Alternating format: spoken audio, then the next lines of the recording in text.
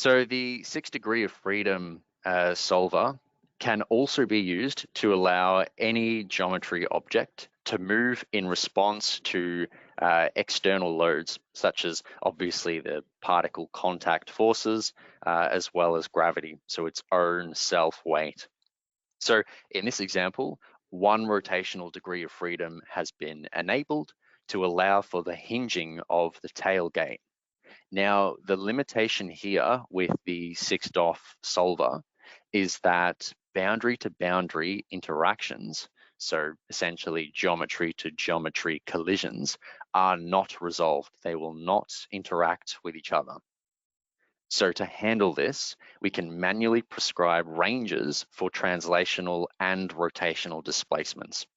So essentially here, we can enforce essentially that contact. So just remember that when you do have free body motion switched on, the geometry properties, or the mass properties rather, of the geometries themselves become significant. And you'll find these settings in the data editors window. Again, you'll see that there is a mass tab here. So we'll need to make sure that the boundary mass, center of gravity, and values for the principal moments of inertia are all making sense. They're all sensible.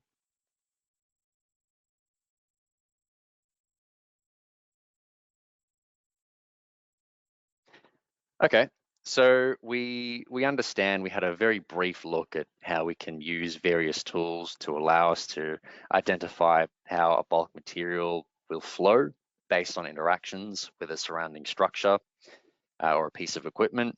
And we can also gain an insight into the reverse, so how the presence or flow of material can impact its surroundings. Let's now take a deeper dive into an unloading process for a haul truck here. So, of course, we can cover the basics from a particle dynamics perspective.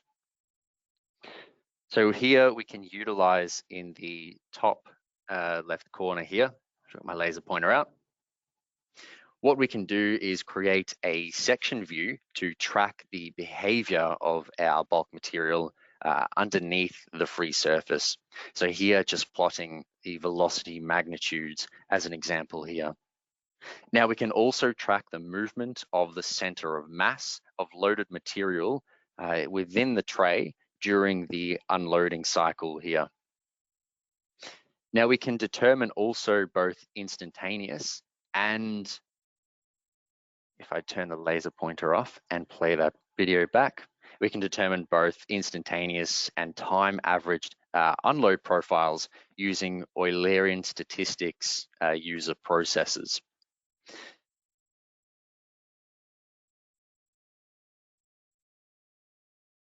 Okay, and we can also consider cumulative shear energies for abrasive wear predictions or impact energies for impact-based wears. And we'll have a brief look today as we go into the software at how we can actually create these cumulative properties. But actually, just on the topic of abrasive wear, so we can actually shift our approach from essentially looking at a heat map of applied shear stress, if we're considering abrasive wear, for example. So as before, we can either do that, but we can also shift our strategy to explicitly modeling surface erosion with an implementation of Achard's wear law. So here, volume loss is correlated with, of course, the work done due to frictional or tangential forces.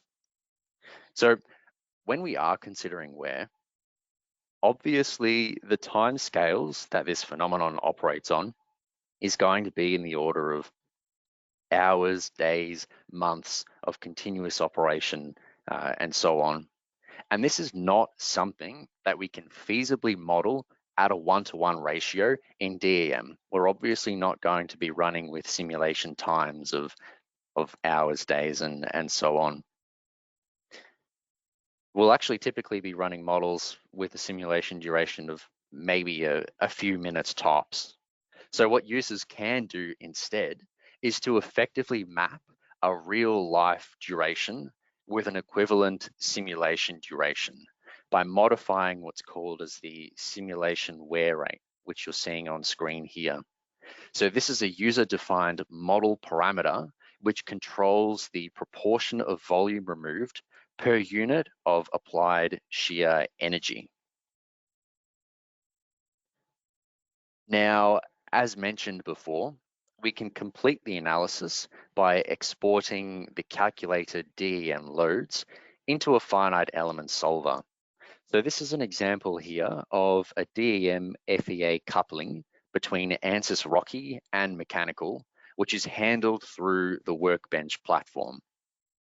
And from here, we can always take things further and say, extract maybe the principal stress ranges for a fatigue analysis. And so what we're seeing on screen here in this top image is effectively what we call as the project schematic view in Ansys Workbench, which is essentially our project manager. And so when the DEM and FEA analyses, or the Rocky and Ansys Mechanical analysis systems, are linked together through Workbench as they are in the image, the loads export process is essentially automated. But we can also set up an FEA coupling through Rocky standalone.